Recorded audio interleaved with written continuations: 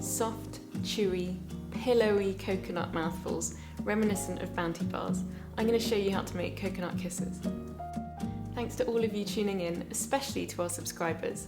You can continue watching unsubscribed, or you can hit that subscribe button now. It's entirely free and you won't miss an episode.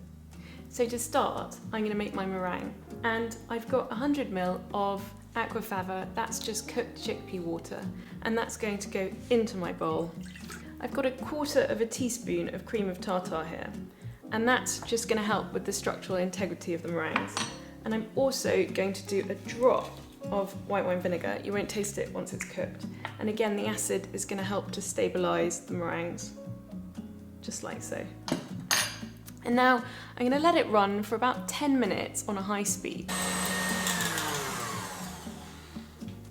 So that's been about 10 minutes, and as you can see, it's whipped up nicely. It should be incredibly stiff, and you should be able to do that without it landing on your head. Now I'm going to add in a teaspoon of vanilla bean paste, and I'm also going to add in my caster sugar a tablespoon at a time. Allow it to mix in each tablespoon before adding another one. So just on a medium speed, a tablespoon at a time. Beautiful meringue. It's beautifully glossy. So now I'm going to fold in, gently but firmly, my desiccated coconut and my finely ground almonds. And you just want to make sure that it's really well incorporated. I am going to use fine ground desiccated coconut, and it's really important. It's one of the key things to make these chewy and delicious. If your flakes are too big, it won't bond. So if you do have desiccated coconut that you think isn't really very fine, you can pulse it in your food processor. But you really do want to have something that looks almost like flour. Just making sure I get right to the bottom of the bowl with my spatula.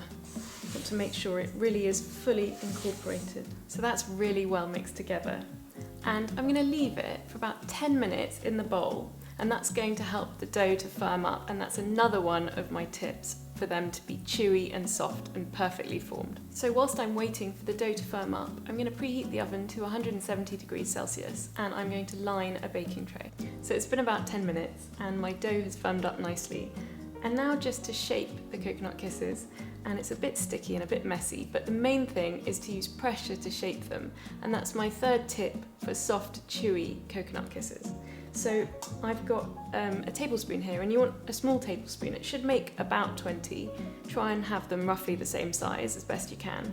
And I've got a bowl of water just to dunk my hands when things are getting a bit too sticky, and a tea towel, but it's not an exercise in being a perfectionist. Just make sure you really give it a good squeeze when you're doing the coconut kisses. I'll show you now.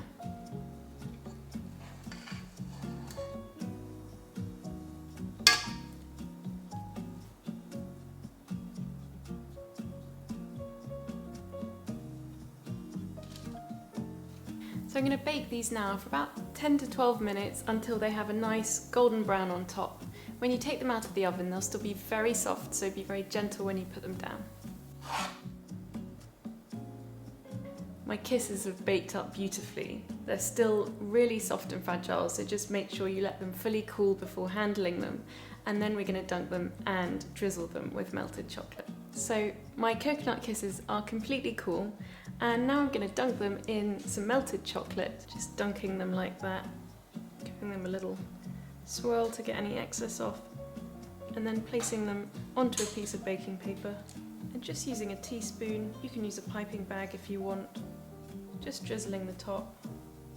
Et voila, your coconut kisses. Thanks so much for tuning in to another episode of What on Earth to Eat Now. I do hope that you enjoyed. If you did, don't forget to like and subscribe. If you don't want to miss an episode, don't forget to hit that bell icon. And we'll see you again next week for another episode of What on Earth to Eat Now.